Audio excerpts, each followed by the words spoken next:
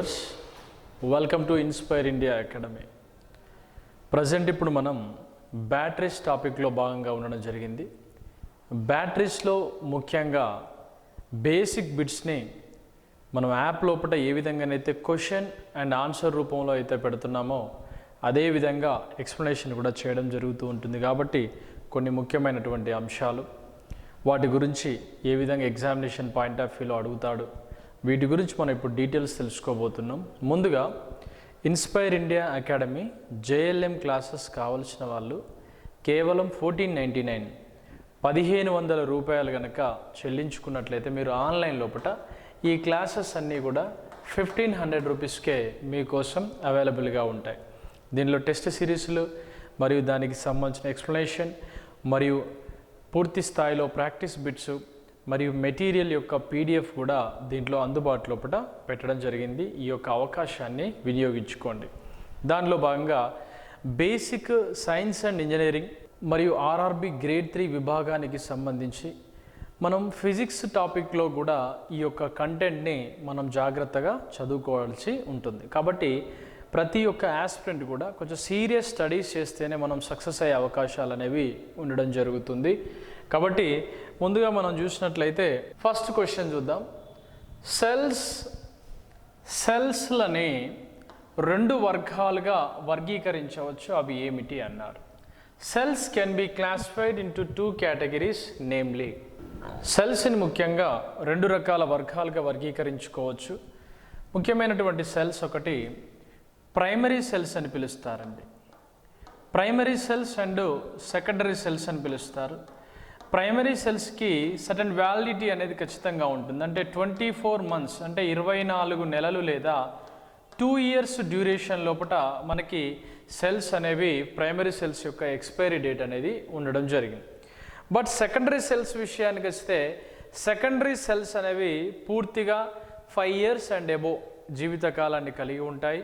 ఈ సెల్స్ని మనం రీఛార్జ్ చేసుకుని వాడుకునే అవకాశం ఉంది. ఇవి నాన్ రీఛార్జబుల్ బ్యాటరీస్ అని పిలుస్తారు. ఉదాహరణకి ప్రైమరీ సెల్స్ లోపల ముఖ్యమైనటువంటి అత్యంత ఎక్కువగా ఉపయోగించే సెల్ ఏంటండి అంటే డ్రై సెల్ అండి. మరియు సెకండరీ సెల్లో అత్యధికంగా ఉపయోగించే సెల్ని లెడ్ యాసిడ్ సెల్ అని పిలుస్తారు. అంటే ప్రైమరీ సెల్ అయినటువంటి డ్రై సెల్స్, లెడ్ యాసిడ్ సెల్స్కు రెండింటికి మధ్య variation, EMF values, voltage values మరియు వాటి యొక్క వ్యాలిడిటీ అనేది, దానిలో ఉండే కెమికల్ రియాక్షన్స్ మరియు యానోడ్స్ అండ్ క్యాథోడ్స్, దానిలో ఉండే ఎలక్ట్రోలైట్స్, ఇవన్నీ కూడా డిఫరెంట్గా ఉండడం జరుగుతుంది. అడిగినటువంటి ప్రశ్నకి సరి అయినటువంటి సమాధానం ఏంటండి అంటే సెల్స్ని ముఖ్యంగా 2 రకాలుగా వర్గీకరించవచ్చు. ఒకటి ప్రైమరీ సెల్స్, రెండవది సెకండరీ సెల్స్గా మనం పిలుచుకోవడం జరుగుతూ ఉంటుంది. దెన్ నెక్స్ట్ సెకండ్ క్వశ్చన్ మనం ఒకసారి చూసినట్లయితే ప్రధానంగా సెకండ్ క్వశ్చన్ లోపల ఏంటవి అంటే బ్యాటరీ యొక్క ఆంపియర్ అవర్ రేటింగ్ని పెంచడానికి సెల్లని కనెక్ట్ చేయబడతాయి. అంటే ఈ సెల్స్ని ఏ విధంగా కనెక్ట్ చేయాలి, బ్యాటరీస్ యొక్క ఆంపియర్ అవర్ రేటింగ్ని పెంచుకోవడానికి సెల్స్ని ఏ విధంగా కనెక్ట్ చేయడం జరుగుతుంది. ప్రతి బ్యాటరీ యొక్క సామర్థ్యం అనేది ఏఎస్సిసి పైన ఆధారపడి ఉంటుందండి. ఏఎస్సిసి అంటే ఆంపియర్ అవర్ కెపాసిటీ ఆఫ్ సెల్గా పిలుస్తారు. ఈ ఆంపియర్ అవర్ కెపాసిటీ ఆఫ్ సెల్గా మనం పిలుచుకునేటువంటి ఈ బ్యాటరీ యొక్క ఆంపియర్ అవర్ సామర్థ్యాన్ని పెంచుకోవాలి అంటే సెల్స్ని ఏ విధంగా కనెక్ట్ చేయాలి అని అడిగితే ఎప్పుడైనా సెల్స్ని మనం ప్యారలల్ కనెక్షన్లో చేసుకోవాల్సి ఉంటుంది. ప్యారలల్ అంటే ఏంటండి, సమాంతర అనుసంధానం. అంటే ఫర్ ఎగ్జాంపుల్ ఇది పాజిటివ్, దిస్ ఈజ్ నెగిటివ్, ఇది పాజిటివ్, ఇది నెగిటివ్. ఈ రకంగా పాజిటివ్స్ అన్ని నెగిటివ్స్ అన్ని వేరువేరుగా మనం కనెక్షన్ చేసుకున్నట్లయితే దీన్ని ప్యారలల్ కనెక్షన్గా మనం పిలుచుకోవడం జరుగుతుంది. అంటే ఆంపియర్ అవర్ కనెక్షన్స్ అంటే ఆంపియర్ అవర్ కెపాసిటీని పెంచుకోవడానికి సెల్స్ని ముఖ్యంగా ప్యారలల్లో కనెక్ట్ చేయవలసి ఉంటుంది. మన ఇళ్లలో ఉండేటువంటి లెడ్ యాసిడ్ బ్యాటరీస్ని మనకు సామర్థ్యం సరిపోనప్పుడు మరొక బ్యాటరీని మనం అమర్చవలసి వచ్చినప్పుడు దాని వోల్టేజ్ని మనం కాన్స్టెంట్ చేయవలసి ఉంటుంది. ఎందుకండి అంటే వోల్టేజ్ అనేది కాన్స్టెంట్గా ఉంటుంది. ఏ కరెంట్ అనేది మనం పెంచుకునే అవకాశాలు ఉంటాయి కేవలం మనకు ప్యారలల్ కనెక్షన్లో మాత్రమే. దీని మీద ఖచ్చితంగా బిట్లు అడుగుతాడండి. ఆంపియర్ అవర్ సామర్థ్యాన్ని పెంచుకోవడానికి ముఖ్యంగా ఏమేమి ఉపయోగపడతాయి. నెంబర్ 1, ఏఎస్సిసి సామర్థ్యాన్ని పెంచుకోవాలి అంటే నెంబర్ ఆఫ్ ఎలక్ట్రోడ్స్ ఇంక్రీజెస్. అంటే ఎలక్ట్రోడ్స్ యొక్క సామర్థ్యం లేదా సంఖ్య కానీ పెరిగినట్లయితే ఎలక్ట్రోడ్ సంఖ్య పెరిగిన కొద్దీ వాటి యొక్క యాంపియర్ అవర్ సామర్థ్యము పెరుగుతుంది. దాంతోపాటుగా ఎలక్ట్రోలైట్ యొక్క స్పెసిఫిక్ గ్రావిటీ అనేది కూడా పెరిగినా కూడా యాంపియర్ అవర్ సామర్థ్యాలు పెరుగుతాయి. నెంబర్ 3, ఎలక్ట్రోడ్స్ యొక్క ఏరియా, ఎలక్ట్రోడ్ యొక్క వైశాల్యాలు పెరిగిన కొద్దీ కూడా యాంపియర్ అవర్ సామర్థ్యాలు పెరుగుతాయి. ఈ విధంగా కొన్ని ముఖ్యమైనటువంటి పాయింట్స్ అన్ని కూడా మీకు నోట్స్ రూపంలో మరియు పూర్తి స్థాయిలో ఎక్స్ప్లెనేషన్ రూపంలో మీకోసం మొబైల్ యాప్ లోపల పెట్టడం జరిగింది. ఒకసారి వాచ్ చేయండి. పూర్తిగా ఈ కంటెంట్ని మీరు చూసుకోవాలంటే 1499 మీరు పే చేయాల్సి ఉంటుంది. దెన్ నెక్స్ట్, సమాంతరమైనటువంటి అనుసంధాన ప్రక్రియ ద్వారా మాత్రమే మనం యాంపియర్ అవర్ సామర్థ్యాన్ని పెంచుకునే అవకాశం ఉంటుంది.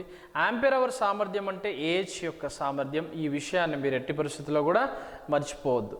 దెన్ నెక్స్ట్ క్వశ్చన్ చూస్తే, లెడ్ యాసిడ్ బ్యాటరీ యొక్క కనీస విలువ కంటే ఎక్కువగా విడుదల చేయబడితే ఉపయోగించరాదు. A lead acid battery should not be used if it is discharged beyond the minimum value voltage. Lead acid battery యొక్క ప్రధానమైనటువంటి మినిమం వాల్యూ వోల్టేజ్ అనేది మనం గుర్తుపెట్టుకుంటే 1.8 అండి. నామినల్ వోల్టేజ్ లోపల మాత్రం చూస్తే 2.2 వోల్ట్స్ అని మనం పిలుస్తూ ఉంటాం. ఛార్జబుల్ అయితే, డిశ్చార్జబుల్ అయ్యేది ఉంటే 1.8 వోల్ట్స్ లేదా 1.78 సంథింగ్ వోల్ట్స్గా మనం చూస్తాం. అకార్డింగ్ టు ది మనం 1.7గా మనం పరిగణించుకునే అవకాశాలు కూడా ఉంటాయి. ఇందులో 1.8 ఉంటే 1.8నే దిద్దండి. 1.8 లేదు కాబట్టి నియర్గా ఉన్న వాల్యూ 1.7 వోల్ట్స్ అనే వాల్యూ ఉంటుంది. దాన్ని క్యాలిక్యులేట్ చేయండి. ద నెక్స్ట్, సెకండరీ సెల్స్ లోపల లోడ్ కరెంట్, సెకండరీ సెల్ లోడ్కి కరెంటుని సరఫరా చేస్తున్నప్పుడు అని అడిగారు. సెకండరీ సెల్ అనేది లోడ్కి కనెక్ట్ చేసినప్పుడు, లోడ్కి కరెంటుని సరఫరా చేస్తూ ఉన్నప్పుడు, ఎప్పుడైనా చూడండి ఒక సెల్ అనేది, సెకండరీ సెల్ అనేది కనెక్ట్ చేయబడింది. దేనికి కనెక్ట్ చేయబడింది?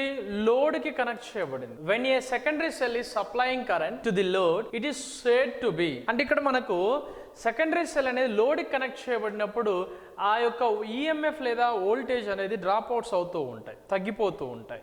ఆ వోల్టేజ్ తగ్గుదలని మనం ఏమని పిలుస్తామంటే డిశ్చార్జింగ్ అని పిలుస్తూ ఉంటాం. దీనికి సరి అయినటువంటి సమాధానం డిశ్చార్జింగ్. ఇక్కడ మనం చూసుకుంటే లోడింగ్ మరియు డిశ్చార్జింగ్, ఛార్జింగ్, ఆన్లోడింగ్ అనేటువంటి వాల్యూస్ ఇచ్చారు. ఈ డిశ్చార్జింగ్ అనే వాల్యూ ఒకసారి గ్రహించండి. ద నెక్స్ట్ క్వశ్చన్, డిశ్చార్జ్ చేయబడినటువంటి బ్యాటరీని ఉపయోగించి పరీక్షించకూడదు. A discharged battery should not be tested by using.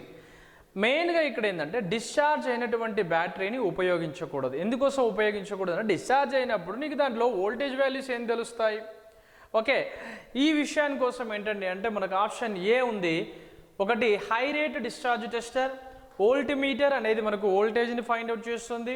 Hydrometer అనేది స్పెసిఫిక్ గ్రావిటీని, ఎలక్ట్రోలైటిక్ యొక్క స్పెసిఫిక్ గ్రావిటీని ఫైండ్ అవుట్ చేస్తుంది. ఈ వోల్టిమీటర్ అనేది వాల్యూ చూస్తే 1.11 కనుక ఉన్నట్లయితే డిశ్చార్జ్ స్థితిని చూపిస్తుంది. అంటే ఇది కూడా డిశ్చార్జ్ స్థితిని చూపిస్తుంది. కానీ ఇక్కడ మనకి ఏమంటుందంటే డిశ్చార్జ్ చేయబడిన బ్యాటరీని ఉపయోగించి పరీక్షించకూడదు అన్నాడు.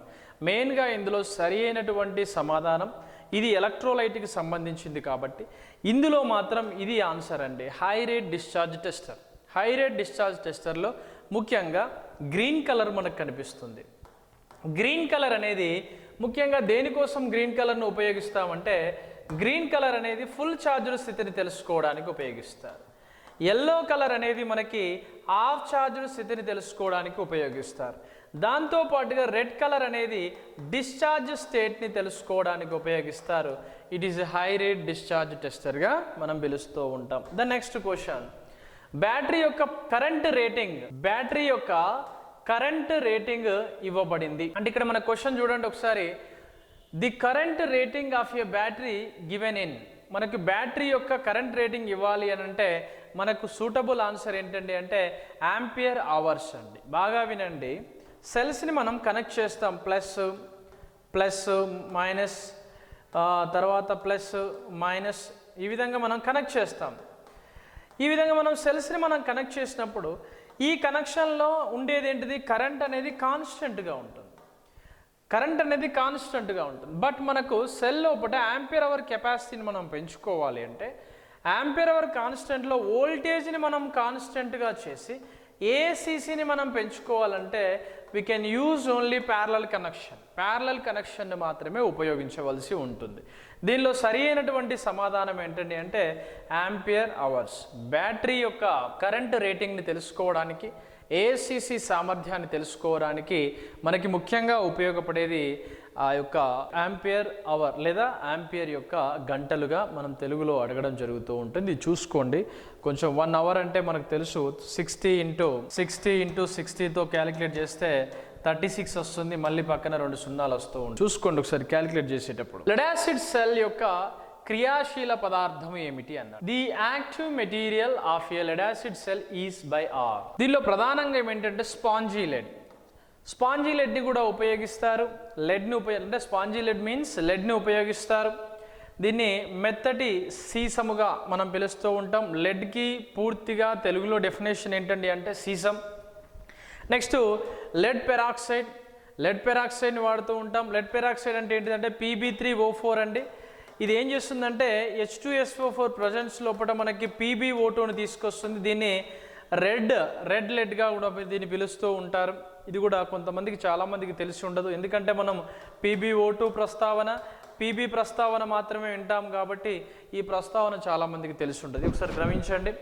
నెక్స్ట్ సల్ఫ్యూరిక్ యాసిడ్ని పలుచన చేయబడింది అంటే డైల్యూట్ సల్ఫ్యూరిక్ యాసిడ్. అంటే డైల్యూట్ సల్ఫ్యూరిక్ యాసిడ్ ఎంత ఉంటుందంటే 1:3 నిష్పత్తిలో H2SO4 H2O మిశ్రమాలు ఎల్లప్పుడూ కూడా 1:3 నిష్పత్తిలో తీసుకోవడం జరుగుతూ ఉంటుంది. ఇందులో సరైనటువంటి ఆన్సర్ ఏంటంటే డి. పైనున్నవన్నీ కూడా దానికి సూటబుల్ ఆన్సర్స్. దీని గురించి డీటెయిల్డ్ దాదాపుగా 2.5 అవర్స్ వీడియో యాప్లో ఉంది. ఒకసారి డీటెయిల్గా చూడండి. ఇంత డీటెయిల్గా మీరు ఒకసారి చూస్తూ నోట్స్ రాసుకుంటూ చదువుకుంటే 100% మనం స్కోర్ చేసే అవకాశాలు ఉంటాయి. The next question, lead acid బ్యాటరీలో సల్ఫనేషన్కి ప్రధానమైనటువంటి కారణాలు ఏంటి? ప్రధానంగా in a lead acid battery sulphation occurs due to. Sulphur ఎక్కడి నుంచి వస్తుంది? ఇప్పుడు మనం తీసుకున్నాం PbO2 తీసుకున్నాం, Pb తీసుకున్నాం. దీనికి ఏం తీసుకొచ్చాము? H2SO4ని యాడ్ చేసినప్పుడు మనకు PbSO4 ప్లస్ వాటర్ మాలిక్యూల్స్ అనేవి ఏర్పడతాయి. అంటే లెడ్ సల్ఫేట్ అనేది ఏర్పడుతుంది. ఈ లెడ్ సల్ఫేట్గా మారేటువంటి క్రియని రియాక్షన్ని సల్ఫనేషన్ అంటారు. సల్ఫనేషన్ వల్ల ఏం జరుగుతుంది? మెయిన్ ఏంటి ఇక్కడ? ఆప్షన్ ఏ, బ్యాటరీ యొక్క ఎక్కువ కాలం పని లేకుండా ఉంచడం. అంతే కదా. సల్ఫనేషన్ వల్ల బ్యాటరీలు పూర్తి స్థాయిలో స్తబ్దతగా ఉండిపోతాయి. డిశ్చార్జ్ కానీ ఛార్జ్ కానీ తీసుకునే పరిస్థితిలోకి రావు. మరి సల్ఫనేషన్ని నివారించాలంటే ఏం చేస్తారు అంటే ఆ బ్యాటరీ యొక్క యానోడ్ లేదా క్యాథోడ్స్ని పూర్తిగా దానికి కరోజన్ అంటే తుప్పు పట్టకుండా, లేకుంటే సల్ఫేట్స్తో చర్యలో పాల్గొనకుండా దానికి కొన్ని కెమికల్స్ని అప్లై చేయవలసి ఉంటుంది. వార్నిష్ లాంటివి, ఆయిల్స్ లాంటివి పూయాల్సి ఉంటుంది. ఇక్కడ ఇది సూటబుల్ ఆన్సర్ అయ్యే అవకాశాలు ఎక్కువగా ఉన్నాయి. ట్రికిల్ ఛార్జింగ్ కూడా కాదు. ట్రికిల్ ఛార్జింగ్ మెయిన్గా బక్లింగ్ చర్యల మూలంగా ఇది మనకు కనిపిస్తూ ఉంటుంది. ఇది మనకి సెల్ఫ్ డిశ్చార్జ్ వల్ల ట్రికిల్ ఛార్జింగ్ మనకు కనిపిస్తుంది. ఇది గుర్తుపెట్టుకోండి. అధిక రేటు డిశ్చార్జింగ్ ఇది కూడా కాదు, అధిక రేటు ఛార్జింగ్. ఇందులో ఏంటంటే బ్యాటరీని ఎక్కువ కాలం పని లేకుండా ఉంచాలి అంటే ప్రధానంగా చేసేటువంటి ప్రక్రియని సల్ఫనేషన్ అని పిలుస్తారు. Then next, nickel iron cell యొక్క క్రియాశీల పదార్థం ఏమిటి అన్నాడు. నికెల్ ఐరన్ సెల్ యొక్క క్రియాశీలక పదార్థం ఏంటంటే నికెల్ ఐరన్ సెల్ని మనం ఎడిసన్ సెల్ అంటామండి. ఈ ఎడిసన్ సెల్ అనేది చాలా ముఖ్యమైనటువంటి బ్యాటరీగా మనం చూడవచ్చు. ఈ బ్యాటరీ పూర్తి స్థాయి లోపల నికెల్ మరియు ఐరన్ అనేది యానోడ్ మరియు క్యాథోడ్గా కలిగి ఉండి దీని లోపల ఎలక్ట్రోలైట్గా KOH అనేది ఉంటుంది. ఈ K అనే మూలకము కెమిస్ట్రీ లోపల ఆల్కలిన్ యొక్క ఫ్యామిలీకి చెందింది కాబట్టి దీనిని ఆల్కలిన్ సెల్స్ అని పిలుస్తూ ఉంటారు. ఏ సెల్స్ అంటారండి? ఆల్కలిన్ సెల్స్ అంటారు. ఆల్కలిన్ సెల్స్ అనేవి 2 రకాలుగా ఉంటాయి. ఒకటి నికెల్ ఐరన్ సెల్, రెండవది నికెల్ క్యాడ్మియం సెల్ అని ఉంటాయి. దీని గురించి పూర్తిగా డీటెయిల్గా యాప్లో ఉంది, ఒకసారి వాచ్ చేయండి. నికెల్ ఐరన్ సెల్కి నికెల్ క్యాడ్మియం సెల్కి పూర్తిగా ఏంటి తేడా అంటే అందులో ఐరన్ ఉంటే ఇందులో క్యాడ్మియం అనేది ఉంటుంది. రెండింటిలో electrolytes same, ampere hour capacities దాదాపుగా సమానంగా ఉంటాయి, నామినల్ వోల్టేజ్లు ఉంటాయి, ఈ విధంగా స్పెసిఫిక్ గ్రావిటీ వాల్యూస్ కూడా సమానంగా ఉండే అవకాశాలు ఉంటాయి. దీనిలో చూస్తే నికెల్ హైడ్రాక్సైడ్ అనేది ఉపయోగిస్తున్నాం, అంటే NiOH4 అని పిలుస్తాం, నికెల్ హైడ్రాక్సైడ్. నెక్స్ట్ FeOH4ను ఉపయోగించే అవకాశాలు ఉంటాయి. పొడి ఐరన్ ఉపయోగిస్తున్నాం, ఫెర్రస్ ఆక్సైడ్ని ఉపయోగిస్తున్నాం. క్యాస్టిక్ పొటాషియం అంటే KOHని క్యాస్టిక్ సోడా లేదా క్యాస్టిక్ పొటాష్ అంటాం, KOHని కూడా ఉపయోగిస్తున్నాం. ఈ మూడు కూడా సరి అయినవి కాబట్టి పైన పేర్కొన్న అన్నీ కూడా సరి అయినటువంటి సమాధాన్ని ఇస్తున్నాయి. ఒకసారి వాచ్ చేయండి. నెక్స్ట్ నికెల్ ఐరన్ సెల్ యొక్క ఛార్జింగ్ లేదా డిశ్చార్జింగ్ సమయంలో మనకు కనిపించే అంశాలు ఏమిటి? దీనిలో మనం చూస్తే నికెల్ ఐరన్ సెల్ యొక్క ఛార్జింగ్ మరియు డిశ్చార్జింగ్ సమయాలలో దాని ఈఎంఎఫ్ అనేది ఎల్లప్పుడూ స్థిరంగా ఉంటుంది. ఈఎంఎఫ్ స్థిరంగా ఉంటుంది. ఈఎంఎఫ్ స్థిరంగా ఉంటుందా అండి? ఎట్టి పరిస్థితుల్లో కూడా స్థిరంగా ఉండదు. ఈఎంఎఫ్ ఎట్లా స్థిరంగా ఉంటుంది? ఛార్జింగ్కి మరియు డిశ్చార్జింగ్కి వేరియేషన్ కనిపిస్తూ ఉంటుంది. నీరు ఏర్పడడం జరగదు. ఓకే, నికెల్ ఐరన్ సెల్లో నీరు అనేది ఏర్పడదు. నీరు అనేది ఎట్టి పరిస్థితుల్లో కూడా ఏర్పడదు. నెక్స్ట్ లెడ్ యాసిడ్లో నీరు ఏర్పడుతుంది, వాటర్ ఏర్పడుతుంది కాబట్టి దానికి స్పెసిఫిక్ గ్రావిటీ టెస్ట్ చేస్తాం హైడ్రోమీటర్ సహాయంతో. Next corrosive fumes are produced. ఇది కూడా కాదు. నికెల్ హైడ్రాక్సైడ్ని విడిపోలేదు. Nickel hydroxide remained unsplit. Nickel hydroxide అని వినిపోయి నికెల్గా మారిపోతుంది, హైడ్రాక్సైడ్ అయాలను ఇస్తూ ఉంటుంది. అంటే నికెల్ హైడ్రాక్సైడ్ అనేది నికెల్ ప్లస్ 4OH- విడిపోయే అవకాశం అనేది ఉంది. కానీ ఇక్కడ ఎక్కడా కూడా విడిపోదు అని ఇక్కడ ఇచ్చాడు. ఇది కూడా కాదు అంటే ఆన్సర్ ఏంటి? నికెల్ ఐరన్ సెల్లో కానీ నికెల్ క్యాడ్మియం సెల్లో కానీ వాటర్ అనేది మాలిక్యూలే ఏర్పడదు ఏ కెమికల్ రియాక్షన్లో కూడా. కాబట్టి water is neither formed for absorbed. ఎట్టి పరిస్థితుల్లో నీరు ఏర్పడదు లేదా గ్రహించబడదు అనేది సరి అయినటువంటి సమాధానం. ఇంకా దీని గురించి డీటెయిల్గా మోర్ వీడియోస్ కావాలంటే మన inspire India academy mobile app లోపల మీరు ఏ క్లాసెస్ కావాలన్నా కూడా చూసుకోవచ్చు. చూసుకున్నాకనే మీరు బై చేయడానికి ప్రయత్నం చేయండి. Wish you all the best and good luck.